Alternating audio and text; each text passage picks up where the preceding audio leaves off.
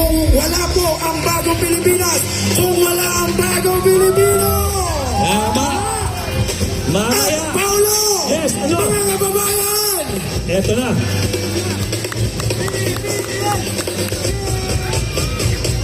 Mga kababayan dito sa mga vlog.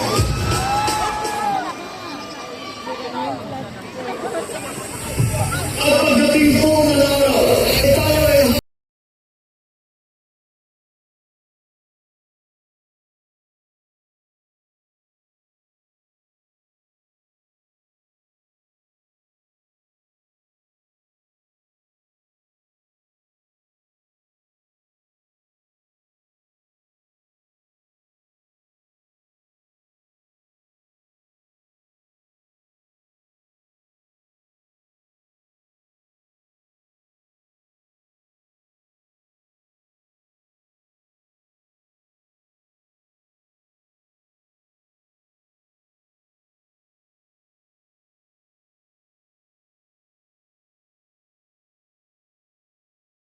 I'm here to tell you about our future.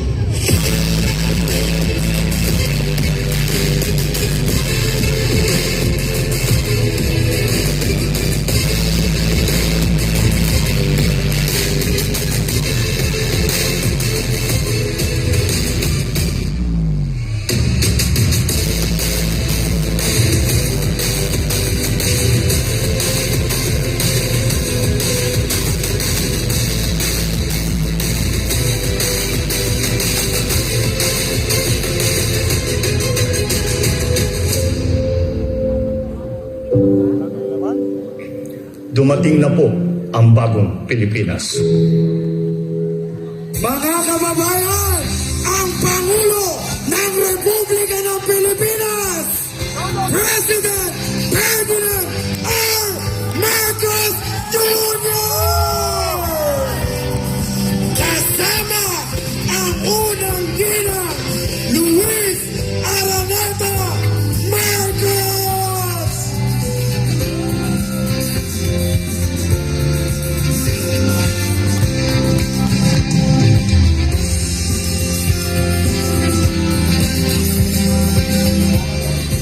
Manatili po tayo nakatayo at sabay-sabay bilang isang nagkakaisang bayan, awitin ang pambansang awit ng Pilipinas. Ayang magiliw na sa sinangalan, alam ng puso sa dibdib mo'y buhay. Lupang hinirang, duyan ka ng magiting, sa manlulupi, di ka masisikin. Sa nangatag bundok sa simoy at sa langit mamahal, malinang ang tula at awit sa paglayang minamahal. Ang isang ng watawag mo'y tagumpay na nanirinig, ang bituin na taro na kailan pa mo'y di magdidilim. Lupa ng araw ng 100% na buhay langit sa piling mo. Ang biligaya na may marapit, ang mamatay ng dahil sa'yo.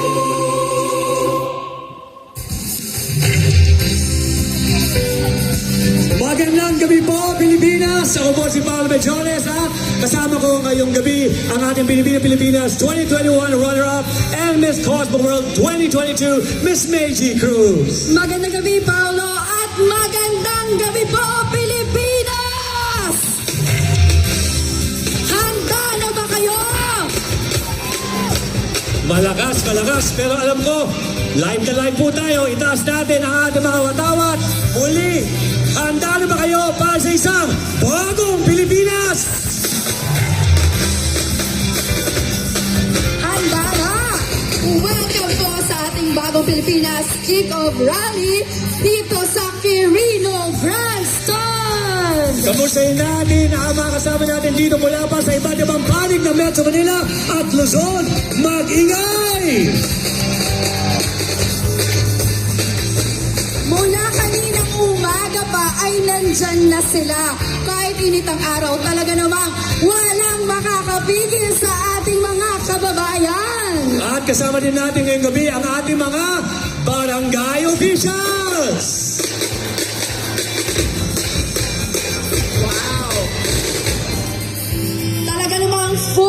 without support ang ating mga local government representatives.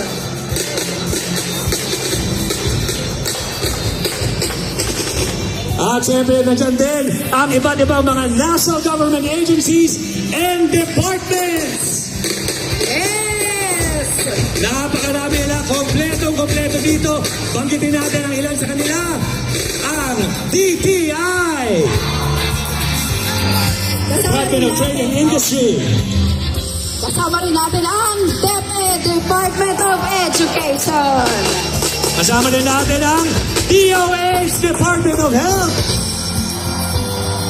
Kasama rin natin ngayon ang Department of Human Settlements and Urban Development. Ang DSWD, nandyan din.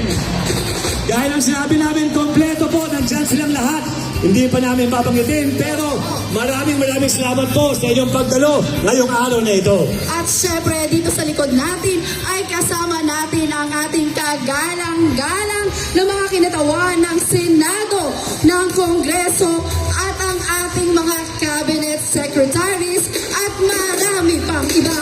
Palapakan po natin. Maraming salamat po sa inyong pagdalo ngayong araw na ito. Gaya ng sabi, talagang kompleto, buong pamilya, whole of government, whole of nation approach talaga itong bagong Pilipinas. Lahat ay kasama, lahat po ay kabilang. Tama ka dyan, Paolo. At hindi lang dito ang selebrasyon dahil buong bansa ay nakikisa sa atin at kasama natin sila virtually. That's right. Ayan po sila. Sila yung mga kasama natin sa Zoom mula Luzon, Visayas at Mindanao. Kaway-kaway dyan. Mga nasa Zoom, live po tayo. Alam mo, may mga tinatawag na watch parties yan sa kanilang mga lugar. Yung mga iba't ibang mga kinaroroonan, mga barangay, opisina, eskwelahan, ospital, kampo at iba pa. Yes, and of course, we are live tonight on Facebook and YouTube via Radio Television Malacanang o RTVM. Maaari rin mapanood sa Presidential Communications Office Facebook page, Bongbong Marcos Facebook page, at sa iba't iba pang government pages. Tama, you can take photos of yung mga watch parties po ninyo. I-post po yan tonight. Itong kick-off rally po natin using the hashtag Bagong Pilipinas. Yes! Aha. Paolo, Yes. ito as of 6 p.m., tayo ay 250,000 na rito! Amazing. Ang pakiusap po natin para makapanood po yung lahat. Yung mga ibang mga placard, ibaba po natin, natatakpan po yung ating mga camera. Maraming salamat. Yes, at alam mo ba, speaking of whole of government approach, na bukod sa pa-concert natin kaninang hapon, ay bidang-bida rin ang Bagong Pilipinas Servicio Fair! Kung saan sari-saring government services ang inilalapit sa ating mga kababayan. Paolo, ano nga po yung mga serbisyo na ito at yung mga government agencies na nandito? Ababagin ang tanong yan. Pero bago yan, muli, pakibaba po ang ating mga placard, yung mga banner po natin, para po hindi po nakaharang sa ating mga camera. Maraming salamat. Nagtanong ka, syempre, nangunguna dyan ang AIX mula sa Department of Social Welfare and Development. Yes! Ang GSIS, ang PhilHealth, Philippine Statistics Office, ang NBI, Pag-ibig, SSS, ang pagkuha ng mga PNP clearances, renewal ng mga ID mula sa PRC, at marami pang iba. Tama ka dyan, sa nakaraang mga buwan ay kung saan na pumunta ang Bagong Pilipinas Servicio Fair para mailapit sa ating mga kababayan ang mga serbisyong ito. Tama, yan ang isa sa tatak ng Bagong Pilipinas. Mas pinadaling serbisyo para sa taong bayan, kaya palapakan natin ang Bagong Pilipinas Servicio Fair Program. Yes! Okay, may iba naman tayo, Benji. Alam mo ba, itong Bagong Pilipinas logo ay kung saan-saan ko nakikita. Sa kalsada, sa mga mall, social media, mga billboards at iba pa. Yes, Paolo. Dahil talaga namang buong bansa ang panawagan para sa Bagong Pilipinas. At alam mo ba na ang logo ng Bagong Pilipinas, ito ang pinagmamalaki ko. In-house po yan. Mula sa ating mga kaibigan sa Presidential Communications Office. Ferdinand R. Marcos Jr.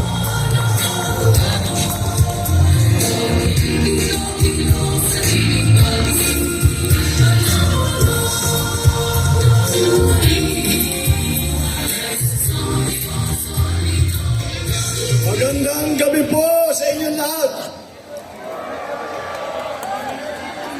Babatiin ko po ang ating mga kasamahan na nandito ngayon upang ipagdiriwang ang pagbago ng Pilipinas. Andito po ang dati nating Pangulo, former President Gloria Macapagal Arroyo.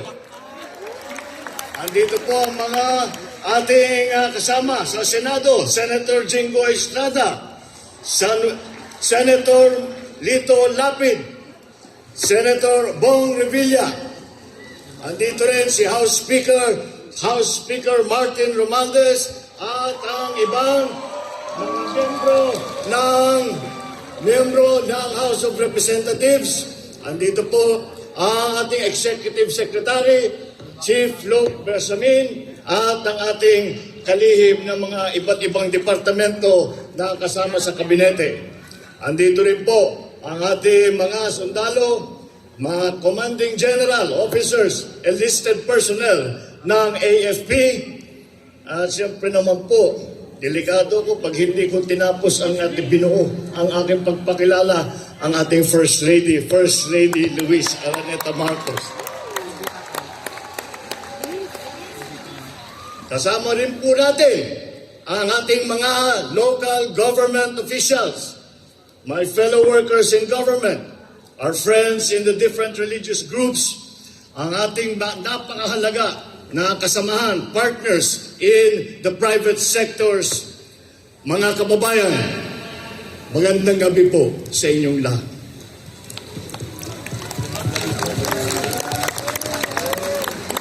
Alam niyo po, noong nakaraang linggo, dumalo ko sa mga parangal at nakipagdaupang palad sa ating mga kababayang taglay na kagitingan ng lahing Pilipino. Sa bantayog ng SAF 44, naalala ko ang tapang ng ating lahi. Silang nauubusan ng bala pero hindi nauubusan ng lakas ng loob. Sa inaugurasyon ng Lung Center of the Philippines, Lung Transplant Program, nakasalimuhan ko ang mga walang takot na mga frontliner natin na sa harap ng lumaragasang COVID-19 pandemic ay hindi nagpatinag. Sa loob ng Barasoen Church sa Malolos, sumariwa sa aking isipan ang pag-igip ng ating mga bayani na ang kalayaang nakamit ay hindi na maaaring bawiin. Sa pagyapak ko sa ating mga PWD na atleta na naghakot ng medalya sa Asian Para Games, nadama ko ang diwang ng paglulupig sa anumang balikid. Sa pagbukas ng higanteng petrochemical plant sa Batangas, tumambad sa akin ang sipag at talino ng mga Pilipinong manggagawa at mga nangangalakal. Bakit ko po isinasalaysay itong mga yun bilang pamungad ko na pananalita? Sapagat po, sa gitna ng pagdududa na walang pag-asa ang bayang ito, sila ang nagpapawalang bisa sa mga maling haka-haka at paniniwala. Sa negativismo na tila bumabalot sa ating bansa, na binabaluktot ang ating kakayahang umusbong. Ang mga nababanggit ko, mga bayani, ang patunay na kahit gaano kahirap ang hadlang, kaya nating umudlan at magwagi. Sa ating mga kapwa Pilipino, na mababa ang tingin sa kanilang sarili at kakayahan. Ang mga nababanggit kong huwarang Pilipino ang itataas ang ating noo kahit kanino. Sa mga makakasarili na pilit tayong hinahatak sa landas na tayo-tayo at prinsipyong kanya-kanya, ang mga nabanggit kong huwarang Pilipino ang patunay na may tagumpay kung sama-sama tayong nangangarap at sabay-sabay tayong kumilos. Sa totoo lang, sa bayang ito, hindi po mabibilang ang dami ng mga katulad nila, mga tanglaw na di kayang takpan ng kadiliman. My fellow Filipinos, it is in the spirit of our race's resolve to surmount odds, overcome difficulties, and triumph over fears that we gather here today. We face a complex and changing world. It calls for a united response that would make our nation strong, our economy sound, and our children's future secure. We cannot meet these challenges if no common purpose energizes us. We need to have a vision that moves us forward as a people united. A vision so compelling that it brings out the best in us. One that is feasible that every one of us will invest in. We must restore faith in ourselves by taking stock of what makes us a strong people, a resilient nation. We must dig deep into our valiant past, draw strength from the heroism of our forefathers, and let this heritage of selflessness propel us forward into the future. Malalim at marami po ang ating pinaghuhugutan ng lakas. When dreams seem impossible, let us remember that our nation, Asia's first republic, was founded by patriots who were in their 20s, who never wavered in fighting for the freedom that we enjoy today. Because when stakes are high, let us recall how Bataan and Corregidor survivors went and rebuilt a nation whose cities were in ruins, but whose spirits were not. When hard work looms, let us be inspired by the resilience of communities pummeled by typhoons, yet never let this annual stress of nature defeat them. Every generation who came before us was defined by the crisis that tested their mettle and that tried their souls. And as we rebuild, we must not return to a nation as it was before. We must create one that is better.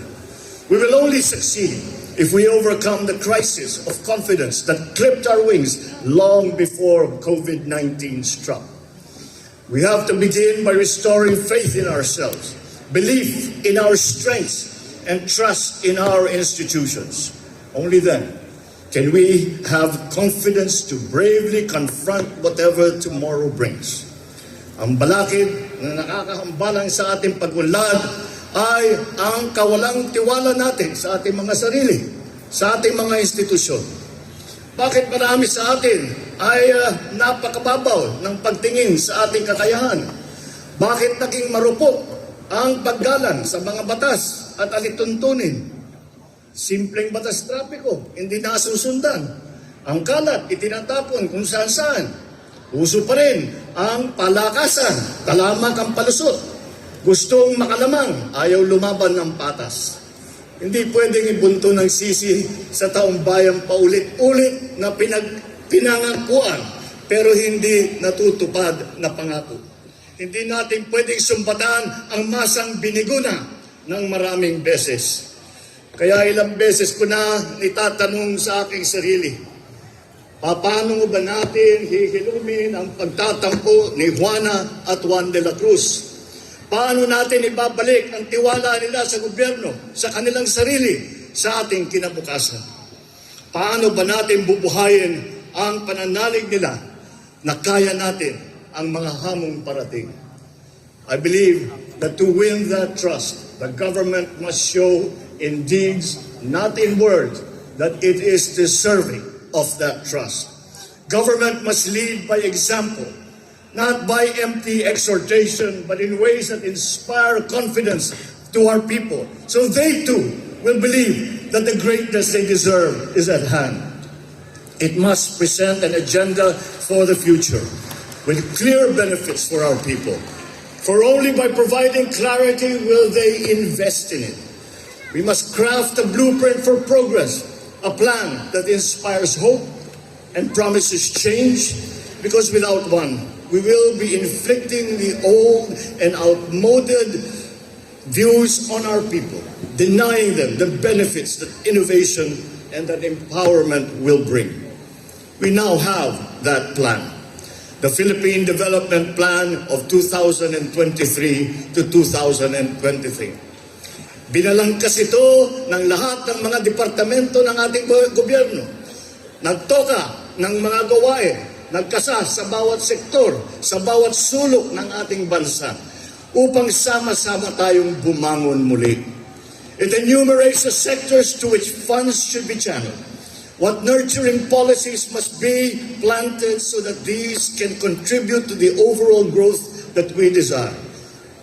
It lists the infrastructure which we are building better and more. It paints the ideal human development index that we are all working to achieve. Ang Philippine Development Plan, yan ang isa sa mga batayang dokumento kung saan hinango ang Bagong Pilipinas, our brand of governance. Ang Bagong Pilipinas ay hindi slogan na basta lang binigkas o bumper sticker na kung saan na lang ikinakabit na ibiniburda sa damit. Ang layunin ng Bagong Pilipinas ay maglatag ng mga mithiin na dapat natin makamtan para sa kinabukasan ng ating bayan. Tapos na ang patsi-patsi na plano na iba-iba na ang nangyayari lang ay nagkakawatak-watak tayo. It is time for bold thinking, accompanied by the strong will to execute it. As I have said many times, the mandate of the people should be devoted to achieving the grand, not wasted on the petty. I will not squander the sovereign people's trust by marching and grunting loudly, but staying only in place, when what you want is to surge forward, bereft of drama.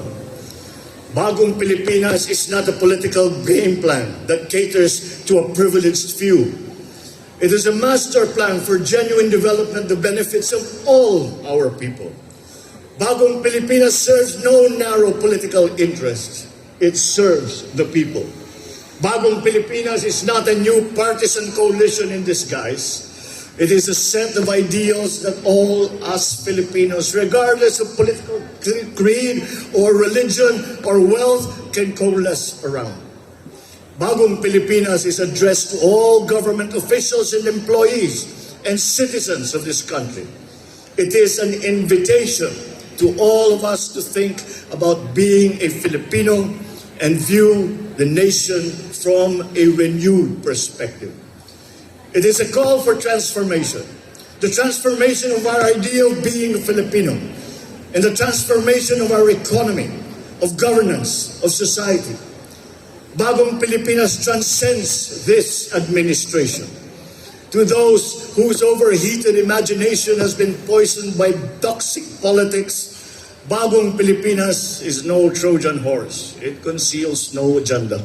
It is a program of many workhorses driven by the love of country. Tamad at makupad sa pamahalaan. Walang kwang ang mga mabagal at sagabal sa serbisyo publiko. Services must be fast. Projects must be completed on time. Deadlines must be met per schedule. Distress calls must be responded to without delay.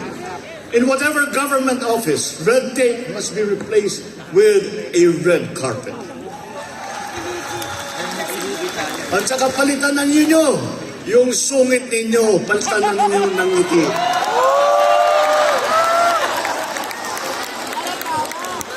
Complex requirements and the processing time must be reduced. Pangalawa, bawal ang mga hindi tapat at nangunulumbat. Kapag pera ng bayan ang nawala dahil sa katiwalian, ang mga taong paglalaanan sana ng pondong naglaho ay nananakawan. Sa Bagong Pilipinas, bawal ang waldas. Ang paghahanda, lalo na ang paggugol ng budget ng bayan ay bukas sa publiko at hindi kinukubli. Walang parte nito ang kinukupit o sinusubi. Pangatlo, bawal ang mga pang-api at naghahari-harian. You are servants of the people, not their lords. Huwag nating pahirapan ang taong bayan. Bagkus suklian ang kanilang tiwala ng magalang na panunungkulan. So let me reiterate this. Feedback is essential to government. Without it, mistakes cannot be corrected. Bad behavior cannot be sanctioned. Best practices cannot be learned. And good deeds cannot be commended. Sa Bagong Pilipinas, ang masama ay ireklamo. Ang mabuti ay irekomenda. Ngunit ang mga papuri at puna ay hindi dapat hintayin kumatok na lang sa ating mga opisina. Obligasyon natin na nasa gobyerno na hanapin ito. Kailangan natin bumaba sa masa upang tignan ang kanilang kalagayan at alamin ang kanilang hinaing. Huwag iasa ang pagpisil sa kanilang pulso sa mga report lamang. Tapos na ang panahon ng pagkukuyakoy sa loob ng mga tanggapan ng gobyerno. Halimbawa, imbis na suriin ang isang suliranin sa walang katapusan baliktatan ng mga tao sa gobyerno, bakit hindi lang magkaroon ng konsultasyon sa mga naapektuhan? Sa Bagong Pilipinas, ang mga mamamayan ay dapat ligtas. Ligtas sa krimen, ligtas sa kalamidad. Sa mga pulis, ating mga bumbero, tiyakin ninyo na agarang pagresponde sa bawat tawag at sumbong. Ngunit, ang pinakamahalagang dapat bawasan ay ang dami ng tawag at sumbong sapagkat nangangahulugan ito na bumababa na ang bilang ng krimen. Ang inyong sigasig ay susuklian natin ng suporta of ample resources to move, to communicate, and to solve the problems that we are faced with, including tools to prevent a different kind of stealing. When contents of e-wallets are picked by cyber criminals, when their dirty hands reach our children through computer screens, we will boost the defenses of our people and communities against calamities. More than paying tribute to their resilience, we must provide them with resources. Sa Bagong Pilipinas, una ang kabataan dahil prioridad ang kanilang kinabukasan. Pangangalaga sa kalikasan ang pangunahin nilang pagkakabalahan. The reforms that we envision for our educational system should be showcased in our classrooms. The gist of which is this: a learner with books on their table, a well-trained, highly motivated, well-paid teacher in front of them. Teaching a curriculum carefully created to our needs under a setting wired to the digital world. Sa gitna nito, ang sentro ng ating pagsisikap. Isang batang natututo to learners who are hungry. We will provide meals because one cannot feed the mind habang umuugong ang kanilang mga tiyan. Through Bagong Pilipinas, we will meet our greatest obligation to our youth, to mold them into critical thinkers, problem solvers, and visionaries for their country. Panahon na rin upang bayaran ang ating utang sa mga magsasaka at mangingisda. Those who feed the nation, but ironically cannot feed their own family. Nagbabadya ang El Nino. Ngunit babahayin natin ang agrikultura ng mga programang nababawas na perwisyong dulot nito.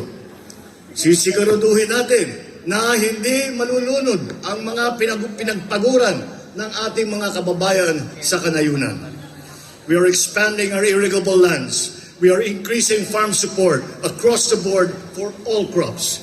We are incentivizing urban gardening, including turning idle lands into vegetable plots.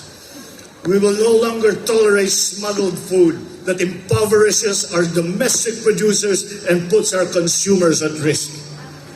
The ultimate objective is to make food affordable to all. And one way is to achieve this is to make it accessible to consumers. We are addressing trading and transport bottlenecks. Itinigil din natin ang katotohanan sa pagkokotong sa daan at sa pantalan sapagkat ang tong ay nagiging presyong ipinapatong sa mga mamimili. Sa mga barangay, ang kaayusan at kalinisan ay gawin nating tuloy-tuloy. Ang bawat bakanting lupa sa inyong nasasakupan ay gawing halaman at gulayan.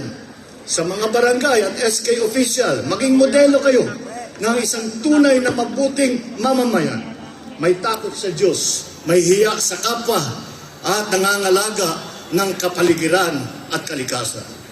Sa ating mga local government units, ang outstanding performance ng bawat barangay, munisipyo, lungsod at lalawigan ay patuloy na susukatin, kikilalanin at tututukan upang ang bawat sangay ng pamahalaan lokal ay tiyak na magiging epektibo. Sa mga miyembro ng ating kabinete, pangungunahan ninyo ang mga Bagong Pilipinas Town Hall meetings sa mga rehiyon. Ilahad ang mga bagong patakaran at mga bagong programa. Ipadama ninyo ang mga pagbabago na ginagawa at gagawin pa ng inyong departamento at hikayatin ang suporta ng bawat Pilipino sa mga patakaran at programang ito. Sa sambayan ng Pilipino, araw-araw tayo mananalangin, magsusumikap at kumilos upang maging mas maginhawa ang pamumuhay ng bawat isang Pilipino sa ilalim ng Bagong Pilipinas. Sa Bagong Pilipinas, may pag-asa ang lahat. Ang pag-asa ng bayan ay nasa ating lahat. Mabuhay ang bawat Pilipino, mabuhay ang Pilipinas, mabuhay ang Bagong Pilipinas! Muli, President Ferdinand R. Marcos Jr. Mga kaibigan, sabay-sabay po natin isigaw, mabuhay ang Bagong Pilipino! Mabuhay!